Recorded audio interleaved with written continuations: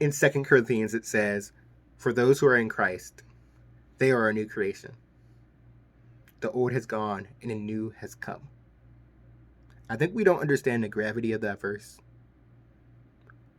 See, we used to live our life in a certain way, but now we have a new life. We have an old life and a new life. And we can't operate in our new life the same way we operated in our old life. We used to live in sin, be separated from God, and sin is just this thing that God is not in, that He says it's bad for us. We can't do the same things in our old life, in our new life with God.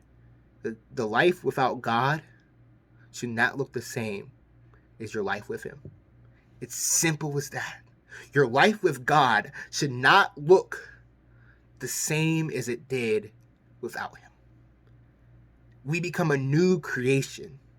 The old has gone and the new has come. The renewal of your mind has to happen. And what that means is that your words, that your actions, that your thoughts, that the things that you do change because you're in God. And what story comes to mind is the prodigal son, right? He leaves his father, he squanders everything, and he comes running back to him, and the father embraces him. And the church usually focuses on the father embraces him.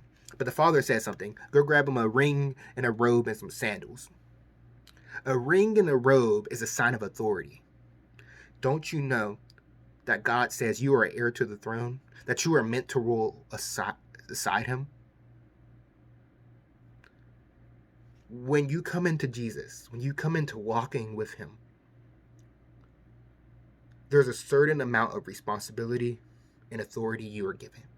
And so there's a certain way you have to walk, sandals. There's a certain way you have to walk and talk, and a path you have to take, because now you're in Christ. You can't walk and talk and think the same way because now you're wearing a robe of a king.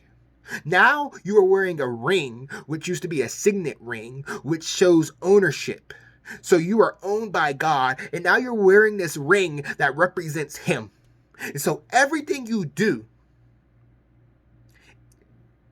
people see God, and they should see God. And so every action, every word, every thought should be held captive to God. Don't you know that your actions and your words should be pleasing to Him? That your thoughts should be pleasing to Him. Let every thought be obedient to God. You can't live in Christ the way you used to. And see, when the prodigal son returns, he's no longer eating with the pigs, right? He's no longer partying. He's no longer doing all this crazy stuff he did in his time away from the Father, right? He is now reinstated as a son of his father. So you can't live that old way. And that's the test, guys. The test is, if your life looks the same way it did without God,